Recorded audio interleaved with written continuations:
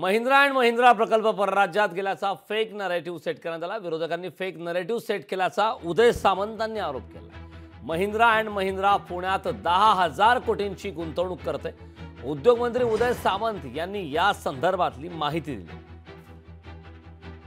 Mahindra and Mahindra ही पुण्याला चाकणमध्ये 10,000 कोटीची investment करते। ॲडिशनल 4,500 कोटीची इन्व्हेस्टमेंट चाकणला महिंद्रा अँड महिंद्राची होते। नाशिकच्या प्लांटमध्ये एक्सपान्शन 2,500 कोटी रुपयाचं महिंद्रा अँड महिंद्रा करतंय आणि नागपूरला ट्रॅक्टरमध्ये 1,000 कोटी रुपये महिंद्रा अँड महिंद्रा इन्व्हेस्ट करतंय। त्याच्यामुळे मला महाराष्ट्रातल्या जनतेला अजून एक महत्त्वाचं उदाहरण द्यायचं आहे की एखाद्या कुठच्या तरी आर्टिकलमध्ये हे आल्यानंतर ते तसंच्या तसं उचलायचं आणि सरकारची बदनामी करायची, कुठची माहिती घ्यायची नाही, कुठचाही अभ्यास करायचा नाही आणि उद्योग गेले, उद्योग पळवले, हे विधानसभेच्या निवडणुकीच्या अगोदर पुन्हा एकदा खोटं बोलायचं, याचा पर्दाफाश आज मी नाही महिंद्रा अँड महिंद्राने केलेला आहे।